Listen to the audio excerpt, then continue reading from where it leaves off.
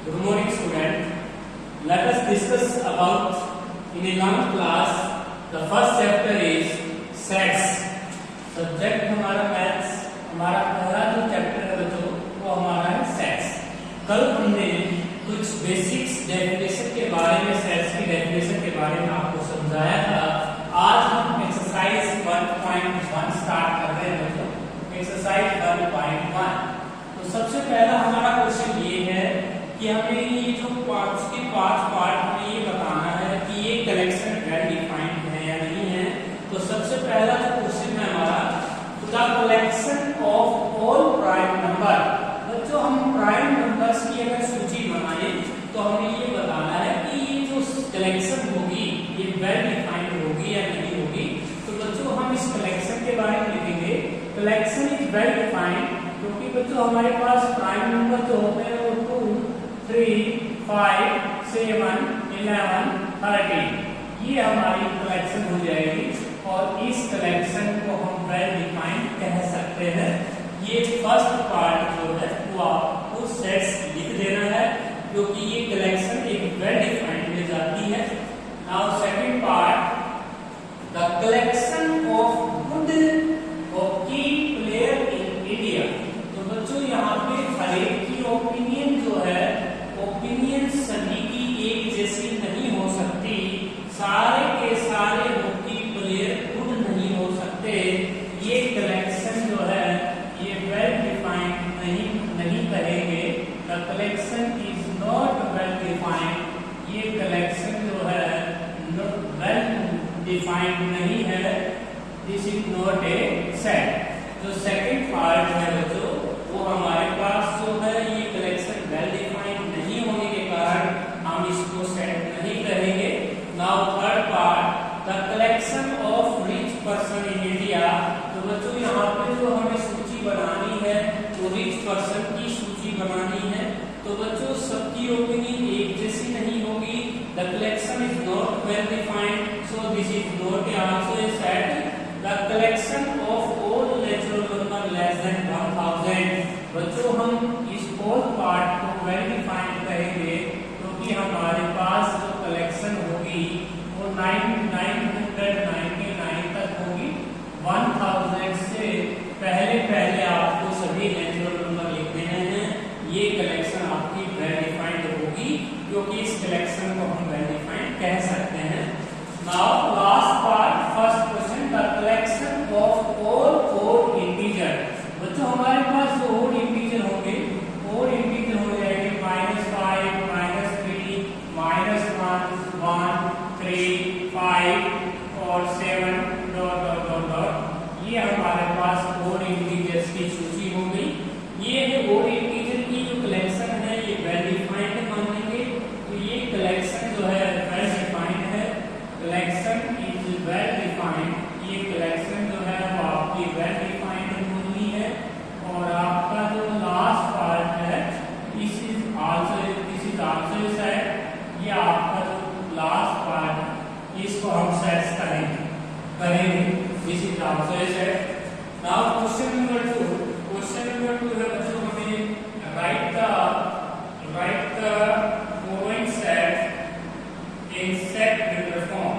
हमें कुछ सेट दिए गए हैं, उन सेट्स को हमें सेट बिल्डर फॉर्म में एक्सप्रेस करना है.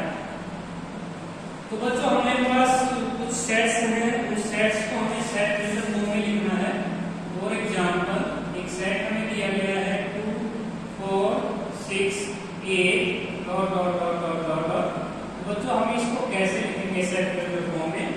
ये जो फॉर्म है इस फॉर्म को हम मैथमेटिक्स में रोस्टर फॉर्म कहते हैं. अब हम सेट इसका सेट बिल्डर फॉर्म लिखेंगे बच्चों. जो हमारा सेट बिल्डर फॉर्म होगा इसका, इसी सेट को हम लैंग्वेज के द्वारा कैसे लिख पाएंगे? सेट बिल्डर फॉर्म हो जाएगा बच्चों A set is equal to x such that x is equal to 2x multiple of 2 कह सकते हैं. where n belongs to natural number. तो बच्चों ये आपके पास कलेक्शन जो है इस सेट को हम सेट बिल्डर फॉर्म में कैसे लिखेंगे? a equal to curly bracket x such that x is equal to multiple of 2 where n belongs to natural number। बच्चों हम इसको लैंग्वेज लिख रहे हैं, लैंग्वेज मेथड है ये, लैंग्वेज के द्वारा समझा देते हैं, इसी लैंग्वेज को कहते हैं सेट बिल्डर फॉर्म।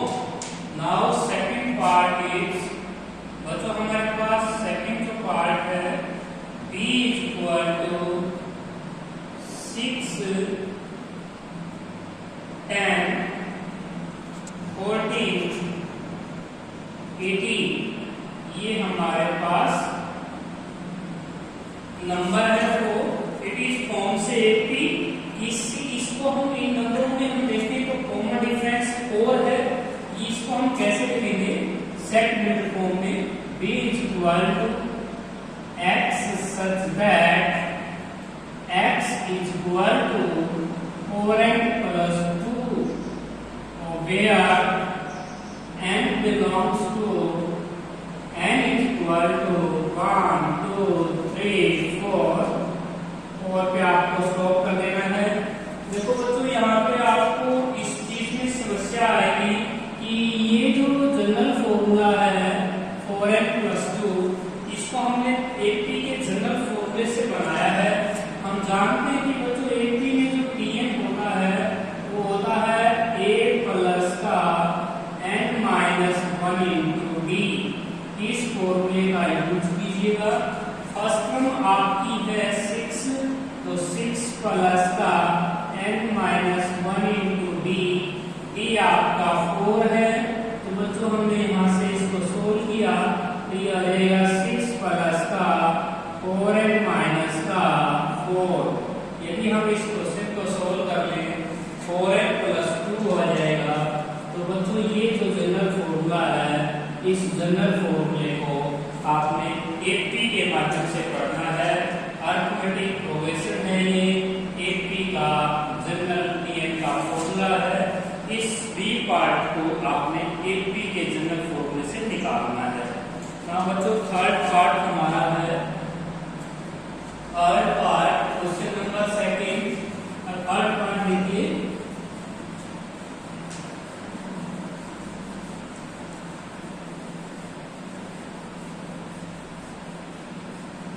देखिए हमारे पास क्वेश्चन नंबर जो थर्ड है उसका सेकंड का थर्ड पार्ट देखिए। क्वेश्चन नंबर सेकंड का हमारे पास जो थर्ड पार्ट है, सेट बिल्डर फॉर्म में एक्सप्रेस करना है। कोई सेट हमें सी दे रखा है, पहले दो सेट्स में हमने नाम दे चुके थे ए और बी। थर्ड पार्ट को हम सी से डिनोट कर रहे हैं 0 3 6 9 12 dot dot dot dot dot. ये हमारे पास एक इनफाइनाइट सेट है बच्चों। इनफाइनाइट सेट वो सेट होता है जिसके एलिमेंट्स को हम काउंट नहीं कर सकते।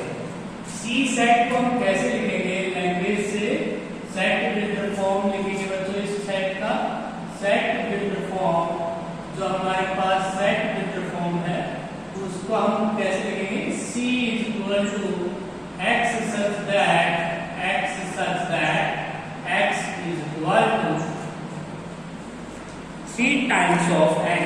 तो बच्चों हम यहाँ पे लिखेंगे x such that x is equal to 3n और where n belongs to whole number। बच्चों whole number जो होते हैं वो 0 से स्टार्ट होते हैं। अब यदि आप यहाँ पे whole number पुट करते जाएंगे तो इन एलिमेंट्स की कवरिंग हो जाएगी। जैसे 0 पुट करेंगे तो 0 हो जाएगा, 1 पुट करेंगे 3 हो जाएगा। तो हमें एक ऐसा मेथड लिखना है जिससे इस सेट के सारे एलिमेंट कवर हो जाए। अब हमारे पास बच्चों 4th पार्ट लेते हैं, सेट बिल्डर फॉर्म में लिखेंगे 4th पार्ट। 4th पार्ट हमारे पास है 1/4 1/8 1/60 1/32 और लास्ट एलिमेंट है 1/64। तो बच्चों इसको हम कैसे लिखेंगे, d equal to x such that equal to 1 upon 2 raise to power n। इस n को ध्यान रखो कि आपने पावर में रखना है, और where n belongs to, where n is equal to 1 2 3 4 5 6। तो बच्चों सबसे पहले हमारे पास 1 नहीं रखेंगे, क्योंकि n की वैल्यू हम सीधी स्टार्ट करेंगे 2 से, क्योंकि हमारे पास जो फर्स्ट एलिमेंट है वो 1/4 है।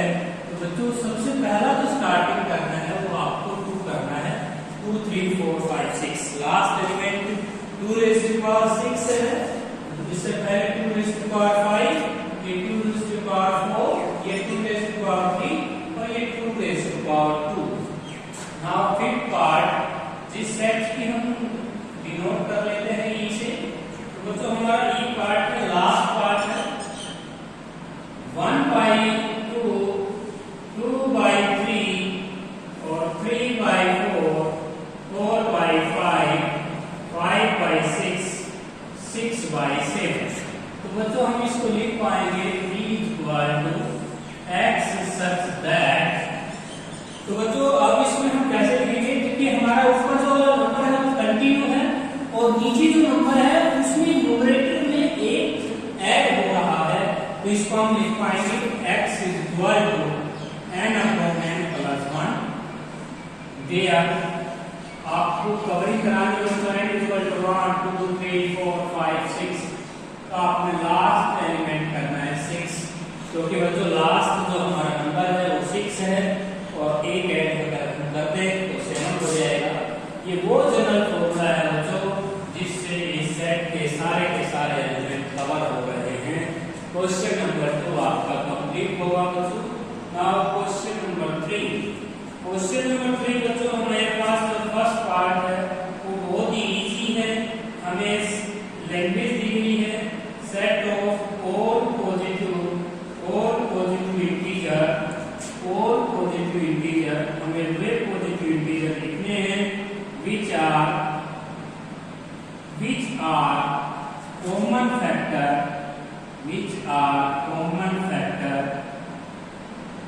of 30, common factor of 30 and 45। तो बच्चों हमें वो फैक्टर लिखने हैं, तो बच्चों हमें वो फैक्टर लिखने हैं 30 और 45 को, जो ऐसे इंटीजर हमें लिखने हैं, पॉजिटिव इंटीजर लिखने हैं, तो 30 और 45 को डिवाइड करते हैं। तो बच्चों हम इस क्वेश्चन को सोल्व कर सकते हैं इजीली, क्योंकि हमारे पास 1 जो नंबर है वो इस 30 और 45 को डिवाइड करता है। उसके बाद बच्चों 3 लिख सकते हैं, उसके बाद 5 भी दोनों का मल्टीपल है, उसके बाद बच्चों आपके पास 3 लिख सकते हैं।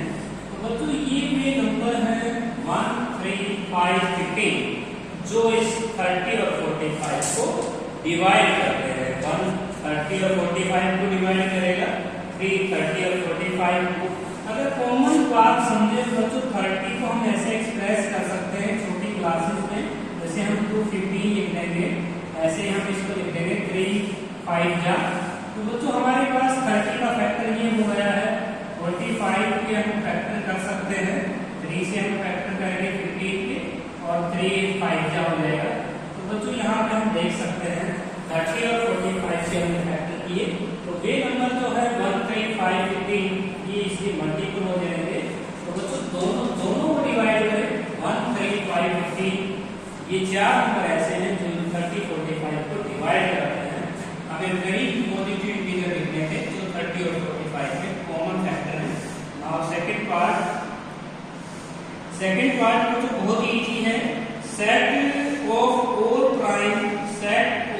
ऑल प्राइम, हमें वो प्राइम नंबर लिखना है which are even, जो इवन हो, which are even। बच्चों इवन प्राइम नंबर जो होता है वो सिंगल 2 होता है।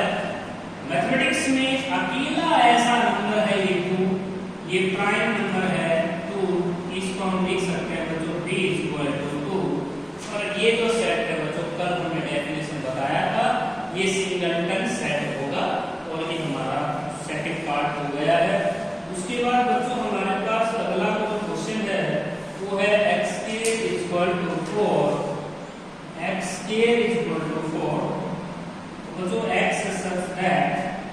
सी से डिनोट कर लेंगे x such that x square is equal to 4, x square is equal to 4, x is equal to 3। तो बच्चों ये जो हमारा लास्ट का पार्ट है, इसमें 3 अगर पुट करते हैं तो 9 is equal to 4 वैलिड नहीं है मैथ में, 9 4 के इक्वल नहीं होगा, इसलिए सी सेट में कोई भी एलिमेंट नहीं आएगा। ये आपका जो सेट हो जाएगा इसे हम कह सकते हैं null set.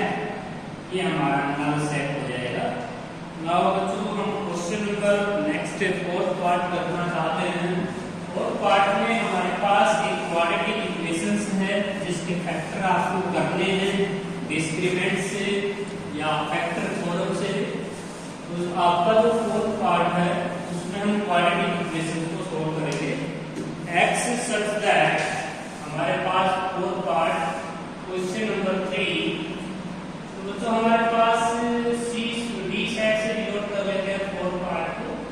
x such that बच्चों x is an integer, x is an integer और x 6x square प्लस का 5x माइनस का 4 equal to 0।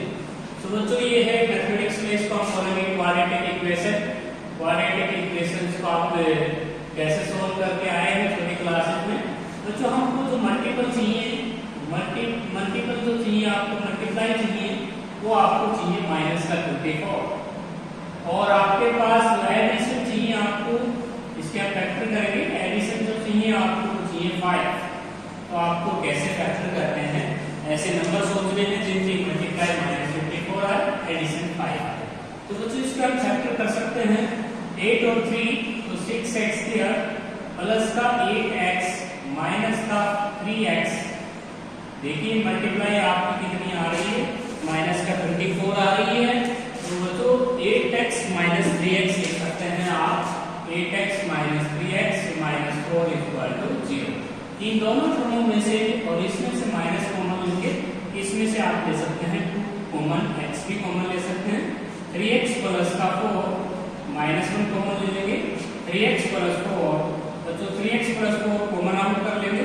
3x plus 4 2x minus 1 equal to 0। x is equal to 1/2 और x is equal to minus का 4/3। बच्चों ये दोनों के दोनों इंटीजर जो हैं इसको इंटीजर में हम शामिल नहीं करेंगे क्योंकि ये पॉइंट सिस्टम है। तो हमारे पास x एक इंटीजर रहा है और इंटीजर कभी भी पॉइंट में नहीं होता, तो 1/2 इंटीजर लाई नहीं, इंटीजर को बिलोंग नहीं करता। माइनस 4/3 भी इंटीजर को लाई नहीं करता। तो बच्चों हम इन दोनों नंबरों में इनको इंटीजर नहीं मानेंगे और हमारा जो 3 सेट है वो भी हो गया एम्प्टी, क्योंकि हमारा x की जो वैल्यू आई है वो इंटीजर को बिलोंग नहीं करती। नेक्स्ट हमारा क्वेश्चन है बच्चों लास्ट पार्ट है, fifth part, e equal to x such that हमारे पास एक इंटरवल दिया हुआ है 1/2 less than x less than 9/2 और हमारे पास x जो है वो इंटीजर को बिलोंग करता है। तो ये हमारा लास्ट पार्ट है बच्चों क्वेश्चन नंबर 3 का। तो बच्चों हमारे पास एक इंटीजर लाइन होती है, यहाँ -1 होता है, यहाँ पे 0 होता है, 1 2 3 4 और यहाँ पे आपकी जगह 5। तो 4.5 9/2 को आप ऐसे एक्सप्रेस कर सकते हैं, 1/2 को -1/2 को आप यहाँ एक्सप्रेस कर सकते हैं। ये बुक में -1/2 है। अब बच्चों हमारे पास -1/2 और 4.5 के बीच में जो इंटीजर लाई करते हैं वो 0 1 2 3 4। तो इस सेट का सॉल्यूशन हो जाएगा 0 1 2 3 4 और यही आपका रिक्वायर्ड आंसर है। क्वेश्चन नंबर 3 क्या आपका कंप्लीट हुआ बच्चों। क्वेश्चन नंबर 4 पे आते हैं। क्वेश्चन नंबर जो हमारा 4th पार्ट है, क्वेश्चन नंबर 4 में देखिए तो फर्स्ट पार्ट आपका है जो हमें लिस्ट करना है, बहुत ही इजी क्वेश्चन है। क्वेश्चन नंबर 4 एक x एक सेट है हमारे पास सिंगल टर्म 0।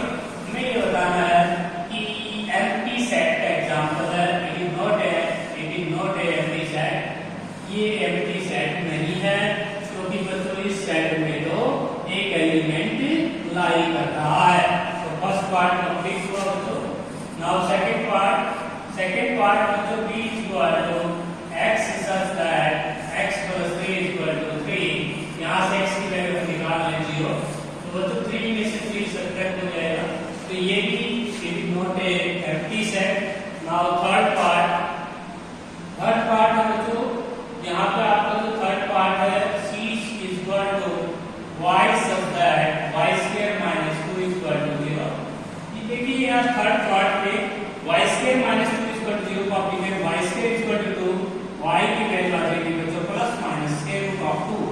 तो बच्चों ये भी एम्प्टी सेट नहीं है।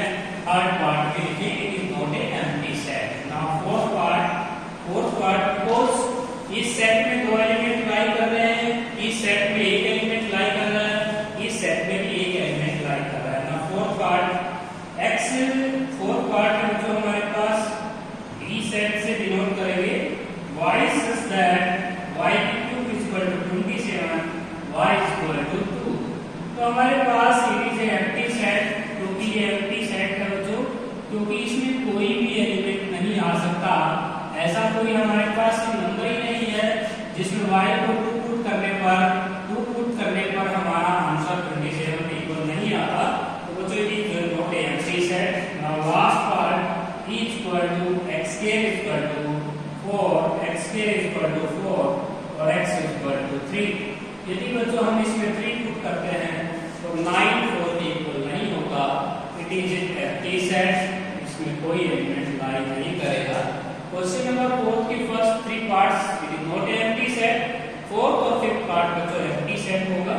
नाउ क्वेश्चन नंबर 5 बच्चों, हमारा जो क्वेश्चन नंबर 5 है हमें फाइनाइट और इनफाइनाइट के बारे में पढ़ना है। बहुत ही आसान क्वेश्चन है बच्चों। फाइनाइट इनफाइनाइट सेट को हम डिक्लेरेशन देनी है कि हमारा कौन सा सेट फाइनाइट है, कौन सा सेट इनफाइनाइट है। तो सबसे पहला हमारा जो सेट है बच्चों वो हमारा है 1 2, लास्ट एलिमेंट दे रखा है उसमें 1000। तो हमारे पास लास्ट एलिमेंट 1000 है, तो बच्चों इसके एलिमेंट्स तो काउंट हो गए, इस सेट को आप बोलेंगे finite. Now first part is complete. B set का आपका है बच्चों सेकंड पार्ट है हमारे पास क्वेश्चन नंबर 5 का फर्स्ट पार्ट या आपका सेकंड पार्ट। तो बच्चों बी सेट में लिखता है 1000 से ग्रेटर, हमें वो पॉजिटिव इंटीजर लिखने हैं, पॉजिटिव इंटीजर ग्रेटर देन 1000। तो बच्चों ये जो सेट होगा ये आपका इनफाइनाइट होगा, क्योंकि 1000 से बड़े पॉजिटिव इंटीजर हम लिखेंगे तो इनका कोई अंत नहीं होगा, इनका कोई एंड नहीं होगा। Now last and second part, third part है हमारा C set is equal to x such that x belongs to natural number. Condition क्या है बच्चों, x के इक्वल टू 4। तो बच्चों हमें वो नेचुरल नंबर भरना है जिसका स्केयर 4 हो जाए, तो वो नेचुरल नंबर होगा बच्चों x इक्वल टू 2 और ये हमारा फाइनाइट सेट हो जाएगा, क्योंकि हमारे पास इस सेट में सिर्फ 2 पुट करने पर ही आपका आंसर 4 आ सकता है। लास्ट पार्ट बच्चों जिसको हम d से डिनोट कर रहे हैं, तो d से डिनोट कर रहे हैं x minus 1 x minus 2 is equal to 0। Condition ये है कि बच्चों हमारा x एक नेचुरल नंबर रहा है। नेचुरल नंबर को कल आपको बताया था n से डिनोट करते हैं हम मैथमेटिक्स में, तो x minus 1 is equal to 0 और x minus 2 is equal to 0। तो बच्चों यहाँ से x की जो वैल्यू आ गई है 1 2 आ गई है, तो हमारा जो d सेट है उसमें दो एलिमेंट लाई कर रहे हैं। तो बच्चों ये सेट भी फाइनाइट होगा, क्योंकि इस सेट के एलिमेंट्स जो हैं हम काउंट कर पाए। ये हमारे पास क्वेश्चन नंबर 5। बच्चों आपका लास्ट क्वेश्चन है 6th क्वेश्चन। 6th क्वेश्चन देखिए, सबसे आखिरी जो क्वेश्चन है 6th क्वेश्चन, उसमें हमें ये बताना है कि दो सेट्स इक्वल होंगे या नहीं होंगे, A इक्वल टू B। तो बच्चों हमारे पास ऊपर स्टेटमेंट आई हुई है इन द फॉलोइंग सेट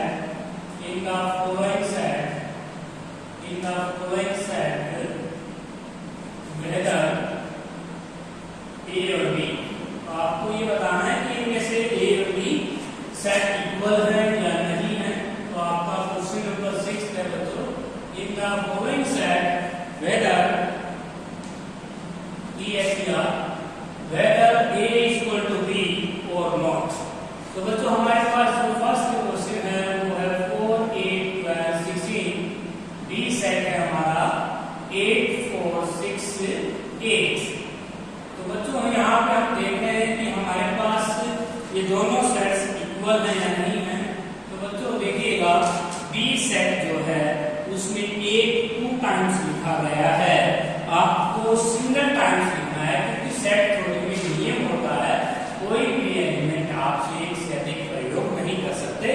तो हमारे पास दोनों सेट्स इक्वल नहीं होंगे, क्योंकि दोनों में सेम एलिमेंट नहीं है, तो बच्चों ये दोनों सेट्स इक्वल नहीं है। इसमें 4 है, इसमें 8 है, इसमें 12 लाई नहीं करता, बी सेट में आपका 12 लाई नहीं करता, तो दोनों सेट्स इक्वल नहीं होंगे। Now second part, a equal to 2 4 6 8 10, तो बच्चों a सेट हो गया, b सेट आपका है x such that x is an positive integer, और इसको हम बोलेंगे पॉजिटिव इंटीजर और लेस देन इक्वल टू 10। तो बच्चों बी सेट में लैंग्वेज दी गई है, इस लैंग्वेज को आपने अच्छी तरह समझना है। 10 से छोटा पॉजिटिव इंटीजर आपको लिखना है, इक्वल टू का साइन भी लगा हुआ है, 10 को शामिल करेंगे तो बच्चों आपको लिखना है 42। तो बच्चों बी सेट में ये एलिमेंट लाई कर जाएंगे। अब हम देख we see that A set is equal to B, क्योंकि बच्चों दोनों में सेम एलिमेंट लाई करते हैं, दोनों सेट आपके सेम हो जाएंगे। Third part, x such that x minus 5 is equal to 0, बच्चों ए सेट है, इसमें एलिमेंट हो जाएगा बच्चों 5। बी सेट है हमारा x such that x square minus का 2x minus का 15 is equal to 0। बच्चों हमारे पास यहाँ लिखा हुआ है कि x belongs to positive integer, तो यहाँ पे अगर इस क्वाड्रेटिक इक्वेशन के हमें फैक्टर करें तो इसके फैक्टर हो जाएंगे x minus 5 और x plus 3 is equal to 0। तो x की वैल्यू बच्चों आ जाएगी 5 और -3। बच्चों -3 पॉजिटिव इंटीजर नहीं है, नेगेटिव इंटीजर है ये, तो इसको हम रिजेक्ट करेंगे, वी रिजेक्ट इट, क्योंकि हमारे पास जो इसने x पॉजिटिव इंटीजर कहा था, तो हम x से 5 लेंगे बी सेट में, x is equal to 5। तो बच्चों आपका जो थर्ड पार्ट है, दोनों सेट्स इक्वल होंगे, a is equal to b। -3 को क्यों रिजेक्ट कर रहे हैं, क्योंकि x जो है पॉजिटिव इंटीजर कहा था उसने, लेकिन x जो है यहाँ पे -3 है, -3 को हम रिजेक्ट करेंगे। नाउ बच्चों फोर्थ पार्ट इज, हमारे पास जो फोर्थ पार्ट है, फोर्थ पार्ट आपका है बच्चों मॉडुलस के बारे में आप पढ़ के आए हैं। फोर्थ पार्ट है हमारा a equal to x such that mod x less than 2 x belongs to integer। b set है बच्चों हमारे पास, b सेट है हमारे पास -1, तो बच्चों जो हमारा a सेट होगा, इसमें हमें वे इंटीजर लिखने हैं जिनका मॉडुलस 2 से कम होता है, तो बच्चों इंटीजर हो जाएंगे -1 0 1। बच्चों इसमें 3 एलिमेंट आ गए, इसमें 2 एलिमेंट हैं, दोनों सेट्स इक्वल नहीं है, तो आपको लिखना है a is not equal to b। Last बच्चों हमारे पास क्वेश्चन नंबर 2 है, 7th है, बहुत ही छोटा क्वेश्चन है।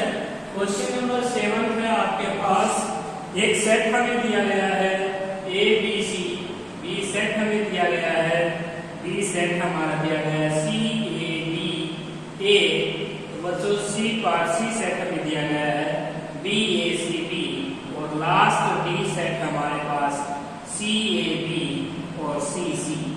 तो बच्चों हमारे पास देखिएगा, पहला सेट ठीक, दूसरा सेट है, a को आपने 1 टाइम्स लिखना है, सी सेट में आपने b को 1 टाइम्स लिखना है, डी सेट में बच्चों आपने c 3 टाइम्स लिखा गया है, इसको 1 टाइम्स लिखना है। तो बच्चों हम क्या देख पा रहे हैं कि चारों सेट इक्वल हैं, a equal to b equal to c equal to d। तो बच्चों हमारे पास क्वेश्चन नंबर 7 का जो सबसे आखिरी सवाल है, क्वेश्चन है हमारे 1.1 का, तो थोड़ा सा इंस्पेक्शन मेथड से समझना है। क्यूबिक पोलिनोमियल में दे रखा है, तो x is such that x is equal to x cube minus 6x square plus 11x minus 6 is equal to 0। बच्चों ये आपकी है क्यूबिक इक्वेशन, इसे हम बोलेंगे क्यूबिक। तो बच्चों हमारे पास ये समझना है कि इसमें पुट कीजिएगा, आप x को 1 पुट कीजिएगा, इंस्पेक्शन मेथड लगाएंगे आप, इंस्पेक्शन मेथड से इसके रूट जानने की कोशिश करेंगे। इंस्पेक्शन मेथड है हमारे पास x is equal to 1, इसमें पुट करते हैं तो 1 minus 6 plus 11 minus 6 आपको सेटिस्फाई हो रहा है 0। बच्चों अगर आप इसमें 2 पुट करेंगे तो 8 minus 24 plus 22 minus 6 is equal to 0, तो ये भी 0 आ रहा है बच्चों। इसके बाद बच्चों हम x को 3 पुट करेंगे तो 27 minus का 54 और प्लस का 30